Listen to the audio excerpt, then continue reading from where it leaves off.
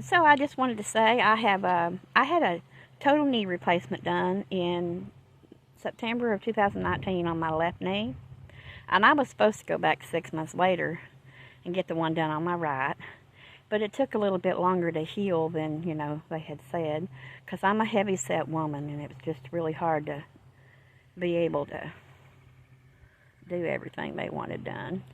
So then COVID hit right after that. And then I ended up with COVID, and I was in the hospital for a week.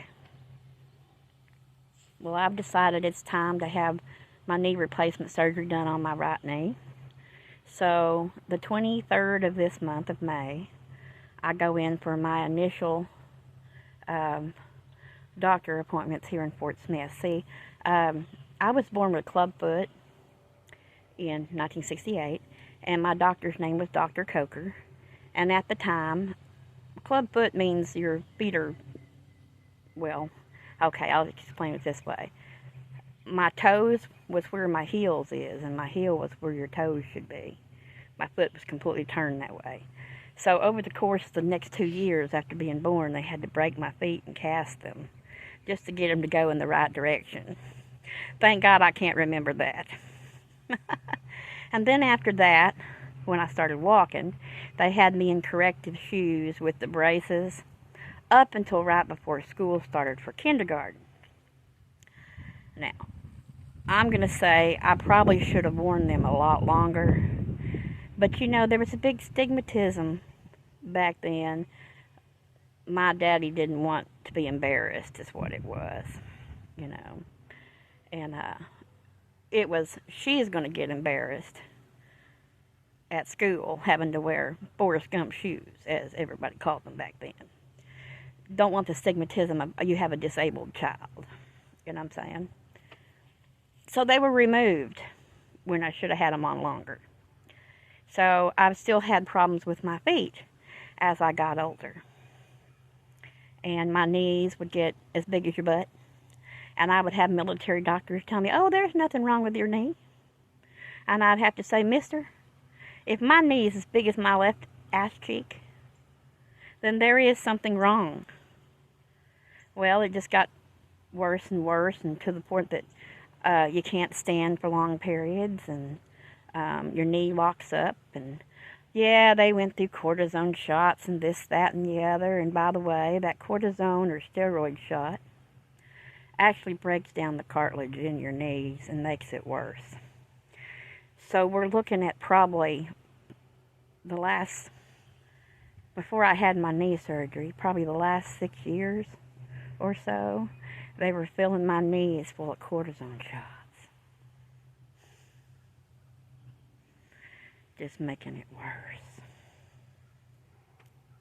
So I'm going back to start the knee replacement for my right knee.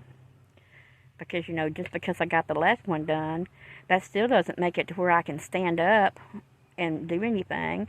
My right one locks up like crazy. So, I'm at the point that I can't stand for long periods of time. And now that I've had the surgery in my left knee and not in my right, I'm walking funny because there's no cartilage in my right one, and there is now cartilage, man-made cartilage in my left one. So my gait is off, and I'm starting to walk like a lurch, and it's starting to hurt my left hip. So I got to get it done, or I'm going to have a hip replacement if I don't. And then on top of that, since my left knee's been done and not my right one, I put more pressure on my left leg, so now my left ankle is hurting like a mother.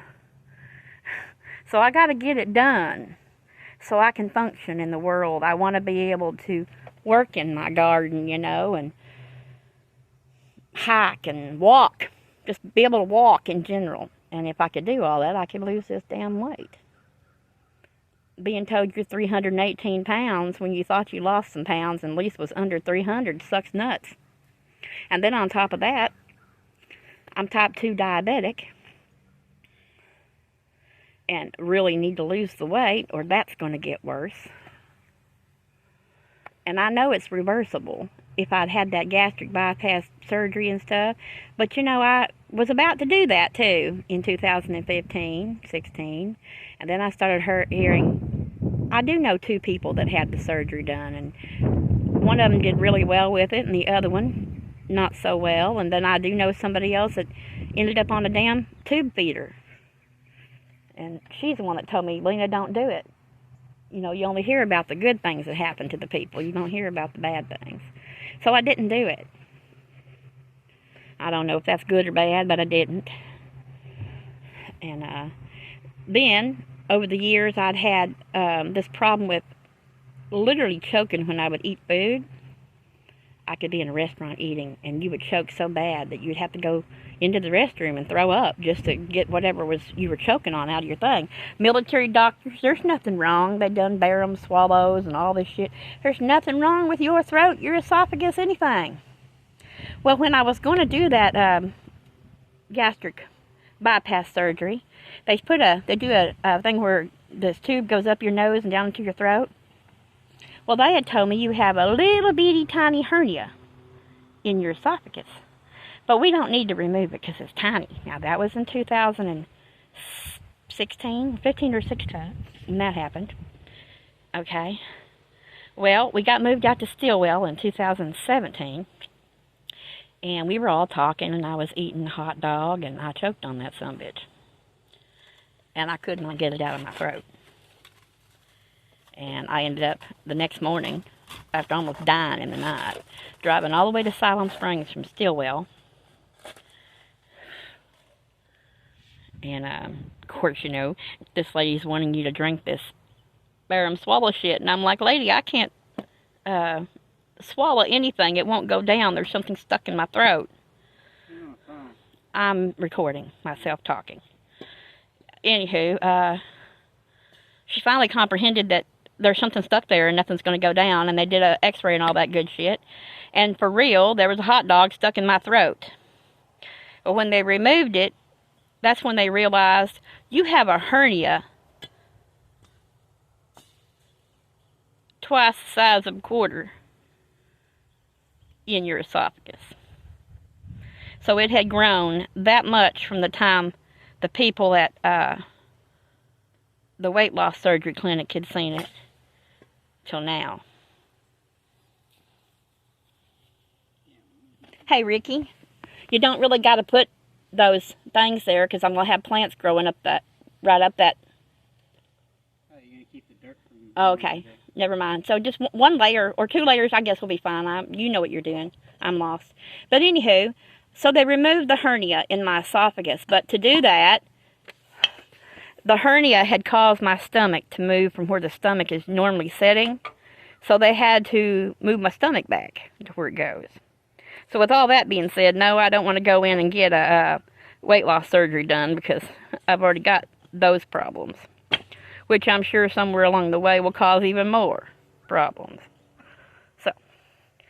So anyway, I'm going to start this weight loss surgery journey, and I'll record as much as I possibly can in those places, but we all know doctors' offices and places like that really don't want you recording them. So I'll do as much as I can and keep you updated that way. Yeah, just, hey, come here real quick. Do I have one that's actually growing? No, he died. Just dump it all in there. You want to use those weed-eating things to weed those weeds out of there first, though? If you go in by my art table, in between, all of the stuff for digging in the dirt and all that stuff is right there. And then he goes down steps. But anyway, so like I said, I'll show you the scar from the first one. This is where I had, and let me tell you, just touching that little bad boy right there sometimes, woo, can put you in orbit. If you bump it, it hurts. This side of my leg is numb since the surgery I had in 2019. Get off me, little bug. Anyway, so that was from the knee replacement surgery in 2019, and I'm going to have this one done. That scar right there is from a motorcycle wreck. And the scar here on the side of my leg is from jumping through barbed wire fence when I was a kid. Boy, it's hot as cooter out here. Isn't it, Rickster?